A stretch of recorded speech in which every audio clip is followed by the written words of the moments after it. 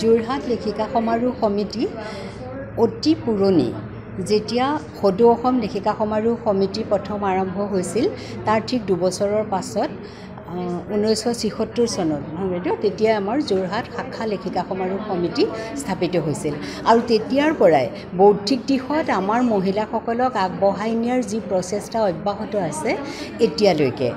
এতিয়া আমাৰ লেখিকাসকলে বিভিন্ন মেল মিটিঙত কথা বতৰা কৈয়ে, কিন্তু হঠাতে যিটো আকস্মিক প্ৰকৃতা, হঠাতে তেওঁলোকে জনা, তেওঁলোকৰ ইতিমধ্যে সেইখিনি গোটেইখিনি তেওঁলোকে জানে, হঠাতে তেওঁলোকে ক'বলৈ মানে অকণমান কেতিয়াবা খোকোজা লাগে বা তেনেকুৱা।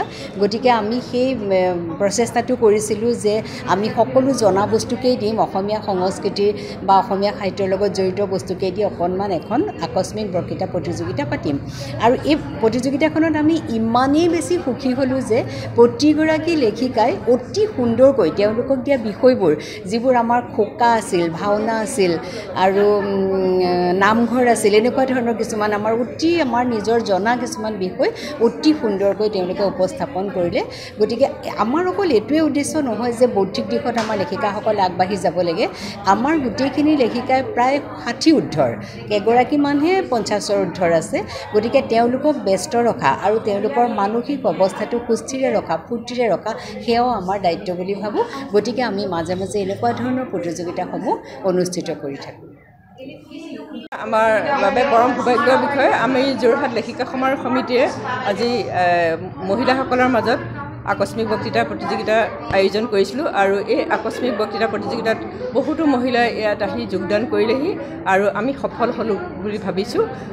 কিয়নো তেখেতসকলৰ আচলতে নিজস্ব যি প্ৰতিভা আছে, এই প্ৰতিভা বিকাশৰ মঞ্চ হ'ল যোৰহাট লেখিকা সমাৰোহ সমিতি আৰু এই যোৰহাট লেখিকা সমাৰোহ সমিতিয়ে সময়ে সময়ে এই প্ৰতিভা বিকাশৰ বাবে প্ৰতিযোগিতাবিলাক আয়োজন কৰে আৰু অলপ দিনৰ আগতে আমাৰ প্ৰবন্ধ প্ৰতিযোগিতা আয়োজন কৰিছিলোঁ। আজি সেই প্ৰবন্ধ প্ৰতিযোগিতাৰ ফলাফলো ইয়াতে ঘোষণা কৰিছোঁ আৰু পুৰস্কাৰো ইয়াত দিয়া হৈছে আৰু আকস্মিক বক্তৃতাৰ পুৰস্কাৰ আজি ইয়াতে ঘোষণাও কৰা হ'ল লগে লগে আৰু পুৰস্কাৰো দিয়া হ'ল।